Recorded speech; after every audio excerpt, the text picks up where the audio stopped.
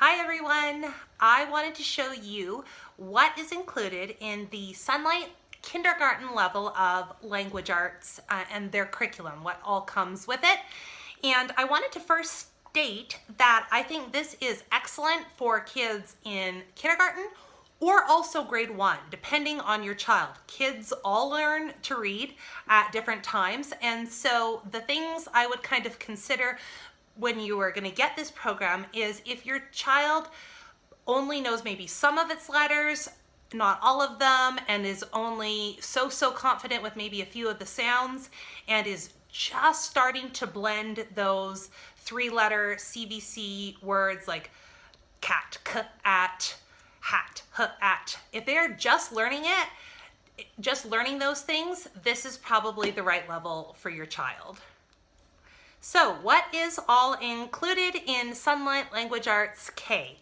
The first thing to mention is this is a little bit outdated version. I think everything is basically the same, only what you will get now is in full color and just looks a little more aesthetically pleasing, but the content is more or less the same, which is why I haven't upgraded it for my last child, because the content and skills they're learning are the same.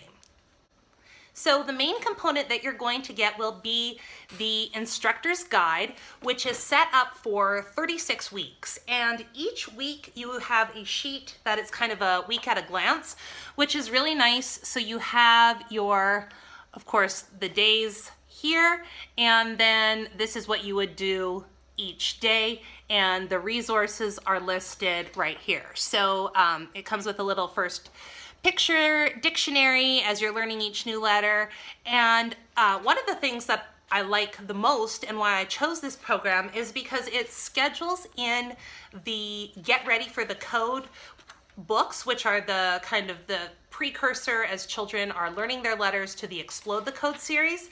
And I think those are fantastic, but to do them, the Get Ready for the Code books, to do them on their own, you need just a little bit more. You want to have your child learn their letters, but then by using the Sonlight curriculum, you get them reading and doing some copy work, and it integrates all that for you. So as I mentioned, it gives you, the page numbers from the Explode or the Get Ready for the Code books, which I think are a key component. It lists up at the top, so this is week 16, lists up at the top what letters your child has already learned so far, and then what the new letter you are learning that week. Each week focuses on a new letter, with the odd weeks having review built in. So I think it's great because the first 10 weeks, your children are just doing letters. So 10 letters in that 10 weeks. And then on week 10, they introduce their first book. And so I like how quickly they get kids reading, because they are not waiting until they know all their letters and all their sounds until they're having the ability to read a book. So like I said, that's scheduled in. So you've got your Get Set for the Code, and you've got your readers, what book they're reading, and they work on one book per week, which is, I think, when they're just learning to blend their letters and words, I think that's perfect, because I have my children read the same book every day that we do school that week, just to develop fluency and build their confidence in that way. So the other thing so you've got your kind of week at a glance, which I really like. I actually photocopy this page when I'm using the curriculum for one of my kids, and then that way I can mark on it and make little notes, and that's really nice. It's kind of, being that I'm on my third and last child teaching them to read, it's been kind of fun to flip back through these and see what I had done with my other kids. So you have your week at a glance, and then when you turn this page over, most weeks have kind of that much information. That's a typical amount of information for the week. So they'll give you little activities to do, perhaps a writing thing that you can work on together, a little game. And I like that there's not, that's how much it is for the whole week. So it's nice that it's not a ton of reading for the parent, and there's pretty much zero prep time. Like, I open my book, I see what day we're on and what pages we're working on, and I just go through there, and that is perfect. So as I mentioned, the Get Ready for the Code, there's 3 books, and you buy those in addition to the guide that I showed you, but they're very inexpensive and you can get it all shipped to you from Sonlight. So that comes with these 3 books, and they basically are introducing one letter at a time, but based upon not in alphabetical order, more on how common and frequently that letter is used, so your child is learning the most important letters first. And they have kind of similar type of activities all throughout the book.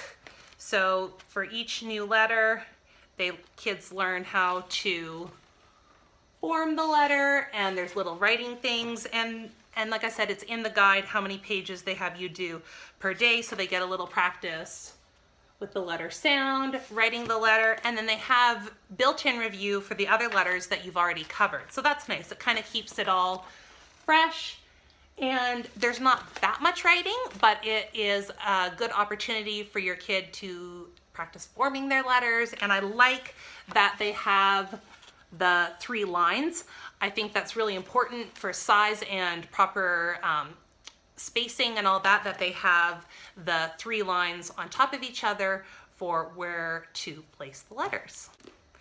So in addition to scheduling in the get ready, get set, and go for the code books, you can get their Fun Tale pack of readers, and I really like these. They come in a little box, and there are 27 little readers, and starting in week 10, you do 1 book a week. So they start off pretty basic, and this is the kind of, that's about the amount of text you're working with. So Mac has a fat cat, the cat is Cass, and that is book 5, just to give you an example. Whatever the main character in the book is a different animal, and they'll have some little facts about that animal. So that's kind of fun. My kids have enjoyed that. And so then this is just for comparison. This is book 27, the last one. Again, it has the information about the animal, and you can see there's a bit more text. And I really like these books, and I think it's fun that kids get to start reading pretty early in the program. It's fun to say, hey, I can read a book, when they're working so hard at learning those letter and phonics skills, and then to be able to apply them. But I think that's a big difference between the kindergarten and the 1st grade level, is in the kindergarten level, you are reading just one of these books for the whole week. In the 1st grade level of the Sonlight Language Arts, they also start off with, it's a similar level with the short vowel, 3-letter kind of short vowel words, but they're expected to read a new story every day. And so that moves much, much quicker, and they're expecting that kids can blend their words a lot faster. That, in the grade 1 level, they are expecting that they can look at the word dog and sound it out relatively easily, compared to these where they have a whole week to read them and practice getting fluent with just one story. As well as the readers in the kindergarten level, they have this little alphabet bingo game and bingo chips that come with it, just to practice letters and their sounds. They have letter cards that you can cut out, or I cut them and laminated them. Once again, in the updated version, these are in full color, but basically the same thing. And then throughout the guide, they have little game suggestions and activities where your kids can practice, matching like lowercase and uppercase and things like that with the letters they've learned. And so I like those reinforcement skills that they put in there for you. And they don't beat a dead horse either. There is the opportunity to practice what you've learned, but it's not painfully so. They also have these little Go A to Z cards, and then they have game suggestions like Go Fish, and once again, just more opportunities to reinforce letters and sounds in a way that's fun, in addition to doing the printing and worksheet type things with the Get Ready for the Code books. The last thing that I wanted to mention is, in addition to in your instructor guide, in addition to kind of your scheduling sheets, you also get student worksheets, and these have the copy work for your kids. So it includes just basic copy work. Like I said, this is from week 16. At the very beginning of the program, they have them just copying and working on whatever letter, be it one letter or however many they've learned at that point. And then as you progress to the end of the program, they're doing full sentences. So I think the extra writing component is very nice, and I like copy work, and I think it's kind of nice too. So I personally like my kids to learn on this type of line, but they also have, if you're doing a different style, that on the back, so you have the option to choose. And I think that's great. They also schedule in, if you wanted a handwriting program, they have the suggested schedule for handwriting without tears. For our kids, I found that we didn't need a handwriting program. When they're really young, kind of that pre-K age, we use an app called Aggie Alphabet, and on our iPads, and they learn to form the letters with their fingers before they even have to pick up a pencil. So by the time my kids have hit that kindergarten, first grade level, they are pretty good with knowing how the letters are made. And then when we do our copy work and our, get ready for the code books, that has been enough practice for them. And I just make sure that I'm watching them so that they're using the proper pencil grip and that they're practicing forming the letters correctly. So for us, we found that that's enough, but it's nice that it's scheduled in there if you're looking for some additional practice. The last piece of the puzzle that I throw in is we do, like I had mentioned, the app. We use the app where they're learning to form their letters, and we also use reading eggs. So that's kind of a fun way for them to practice their letter and sounds and blending, and just kind of one more piece to our language arts puzzle. Hopefully this has given you a little bit of a peek into the program and why I like it. It doesn't take us very long. At this stage of the game, it just takes maybe 10-15 minutes a day, and it's no prep for mom, which is great. And I've had great success with all three of my kids. Every child I've kind of looked, is there something better out there? Yeah, should I switch it up? And every time I keep coming back to this, and it works really well for us. Another thing to mention is that while this is their kindergarten program, I think it is perfectly acceptable to use this with a grade 1 student.